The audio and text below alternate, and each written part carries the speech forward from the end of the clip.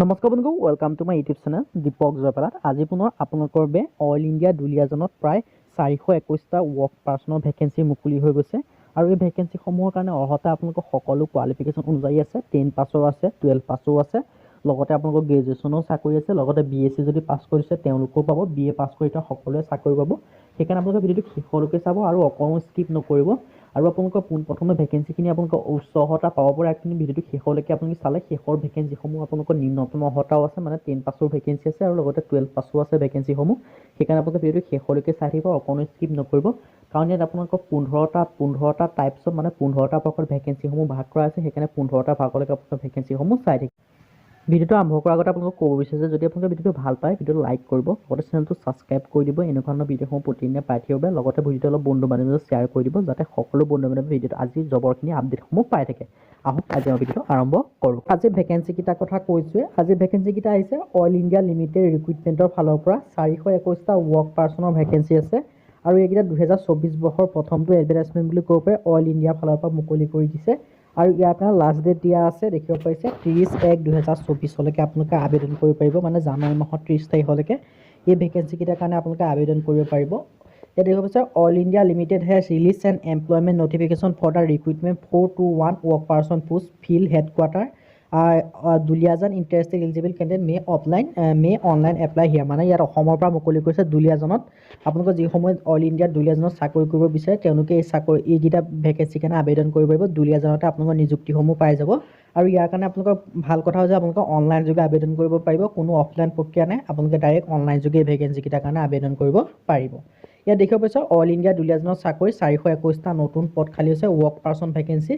প্ৰথম আপোনালোকৰ ভেকেঞ্চি আছে গ্ৰেড 3, অইল ইণ্ডিয়া লিমিটেডৰ পৰা গ্ৰেড 3 ভেকেঞ্চি মুকলি কৰিছে। দেখিব পাৰিছে গ্ৰেড 3 ভেকেঞ্চি আছে, টোটেল 89 ভেকেঞ্চি। আৰু এডুকেশ্যন কোৱালিফিকেশ্যন বিচাৰিছে TET certificate in mechanical diesel TET from A government recognise institute. আপোনালোকৰ এখন টেট চাৰ্টিফিকেট লাগিব মেকানিকেল ডিজেলত কৰা, লগতে আপোনালোকে 10 পাছ কৰিলে আপোনালোকে আবেদন কৰিব পাৰিব এই ভেকেঞ্চিটোৰ বাবে।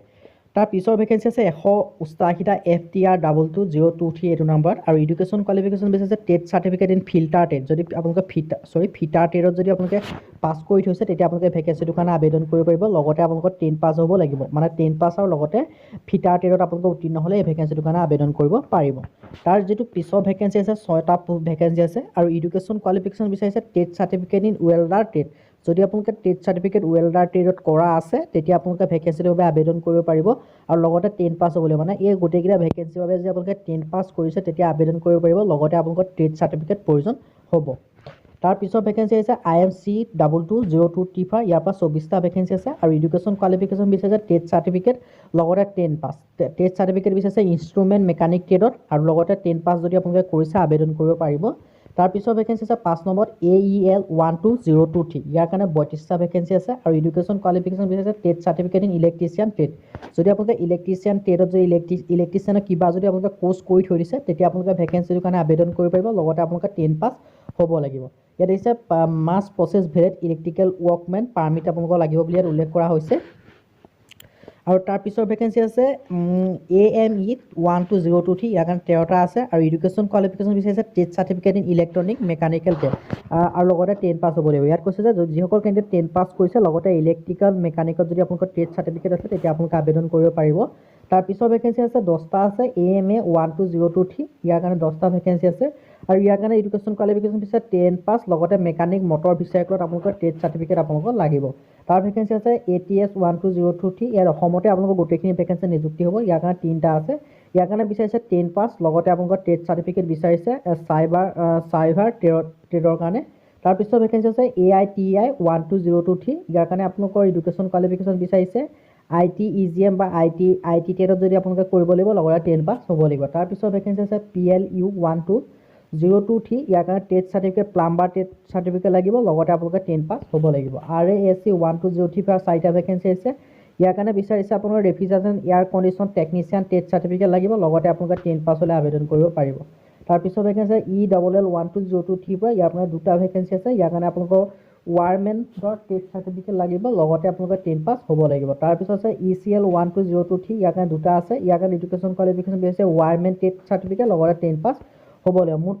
তাৰপিছৰ ভেকেঞ্চি আছে OPT12023, ইয়াৰ কাৰণে এডুকেশ্যন কোৱালিফিকেশ্যন বিচাৰিছে মাত্ৰ 12 পাছ যদি 12 পাছ যদি আপোনালোকে চায়েন্স ষ্ট্ৰীমত কৰি দিছে তেতিয়া আপোনালোকে ভেকেঞ্চিটোৰ কাৰণে আবেদন কৰিব পাৰিব pass diploma in O' T technology course আপোনালোকে কৰা হ'ব লাগিব must have minimum 2 years post qualification relevant work experience আৰু লগতে এক্সপিৰিয়েঞ্চো বিচাৰিছে তাৰপিছত ভেকেঞ্চি আছে EFA 12023 ইয়াৰ কাৰণে 3টা ভেকেঞ্চি আছে ইয়াৰ কাৰণে এডুকেশ্যন কোৱালিফিকেশ্যন বিচাৰিছে পাছ ক্লাছ 10+2 ছায়েন্স ষ্ট্ৰীমত যদি আপোনালোকে পাছ কৰি দিছে তেতিয়া আপোনালোকে আবেদন কৰিব পাৰিব তাৰপিছত ভেকেঞ্চি আছে ICU 12023 ইয়াৰ কাৰণে 2টা ভেকেঞ্চি আছে ইয়াৰ কাৰণে বিচাৰিছে 10+2 যদি আপোনালোকে উত্তীৰ্ণ হৈ দিছে তেতিয়া আবেদন কৰিব পাৰিব তাৰ লগতে ছায়েন্স ষ্ট্ৰীম হ'ব লাগিব PS 1203 ইয়াৰ কাৰণে 10+2 মানে হাই ছেকেণ্ডেৰী পাছ লগতে ছায়েন্স ষ্ট্ৰীম হ'লে আপোনালোকে আবেদন কৰিব পাৰিব বাকী আপোনালোকে এডভাৰটাইজমেণ্টখন ভালদৰে চাই ল'ব তাৰপিছত আপোনালোকৰ ভেকেঞ্চি আছে গ্ৰেড 5ৰ ভেকেঞ্চি ইয়াৰ কাৰণে 2টা ভেকেঞ্চি আছে NUR 12023 আৰু এডুকেশ্যন কোৱালিফিকেশ্যন বিচাৰিছে মাত্ৰ পাছ 12+ যদি আপোনালোকে পাছ কৰি থৈছে এনি ষ্ট্ৰীম আপোনালোকে আৰ্টছ ছায়েন্স বুলি কোনো কথা নাই যিকোনো ষ্ট্ৰীমৰ পৰা যদি আপোনালোকে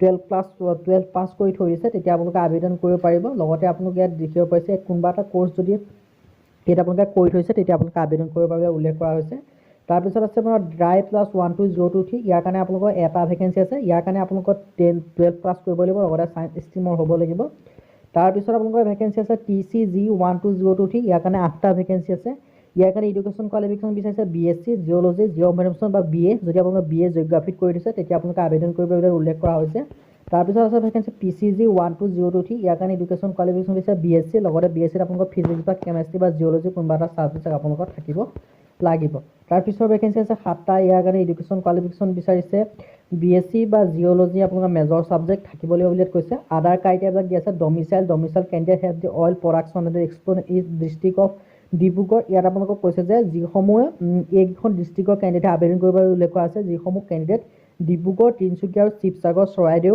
এইকেইখন ডিষ্ট্ৰিক্টৰ কেণ্ডিডেট হয় তেওঁলোকেহে এই ভেকেঞ্চিকেইটাৰ কাৰণে আবেদন কৰিব পাৰিব বুলি উল্লেখ কৰা হৈছে ওপৰত যিখিনি ভেকেঞ্চিৰ কথা আলোচনা কৰা হ'ল এইকেইটা কেণ্ডিডেটে আবেদন কৰিব বুলি উল্লেখ কৰা হৈছে লগতে এমপ্লয়মেণ্ট এক্সচেঞ্জ ৰেজিষ্ট্ৰেশ্যন চাৰ্টিফিকেট আপোনালোকক দিব লাগিব বুলি কৈছে লগতে এজ লিমিট দিয়া আছে এজ লিমিট আপোনালোকৰ 30 জানুৱাৰী 2024 পৰ্যন্ত গণনা কৰা হ'ব আৰু আপোনালোকে যদি কিবা সুধিবলগীয়া আছে তেতিয়া অফিচিয়েল কণ্টেক্ট নাম্বাৰ আপোনালোকে 9টাৰ পৰা 6টাৰ ভিতৰত আপোনালোকে সুধি ল'ব পাৰিব যদি আপোনালোকে আবেদন কৰিব বিচাৰে লগতে যদি আপোনালোকৰ এডভাৰটাইজমেণ্ট লাগে আমাক কমেণ্ট কৰিব আমি কমেণ্টত আপোনালোকৰ এডভাৰটাইজমেণ্টখন দি দিম আৰু লগতে আপোনালোকে এইটো ফোন নাম্বাৰত কণ্টেক্ট কৰি আপোনালোকে সুধি ল'ব পাৰিব আৰু লগতে এই ভেকেঞ্চিকেইটা আবেদন কৰিবলৈ এটা এপ্লিকেশ্যন ফিজ দিব লাগিব UR আৰু OBC কেণ্ডিডেট 200 টকা প্লাছ GST দিব লাগিব SC SC EWC কোনো ফিজ পে'মেণ্ট কৰিব নালাগে PW এক্স ছাৰ্ভিচমেনৰ কোনো ফিজ পে'মেণ্ট কৰিব নালাগে আৰু ইয়াৰ কাৰণে আবেদন কৰিবলৈ যেটো আপোনালোকৰ অফিচিয়েল ৱেবছাইট আছে অইল ইয়াত আপোনালোকে সাৰ্চ কৰিব অইল ৰিক্ৰুটমেণ্ট পৰ্টেল যেটো অফিচিয়েল ৱেবছাইট আছে সেই অইল ৰিক্ৰুটমেণ্ট পৰ্টেলত গৈ আপোনালোকে আবেদন কৰিব পাৰিব আৰু আবেদন ষ্টাৰ্ট হৈছে 30 ডিচেম্বৰ 2023 পৰা আৰু লাষ্ট ডেট দিয়া আছে 31 জানুৱাৰী 2024 লৈকে যদি আপোনালোকে আবেদন কৰিব বিচাৰে আমাক কমেণ্ট কৰিব আমি কমেণ্টত আপোনালোকৰ আবেদনৰ লিংক দি দিম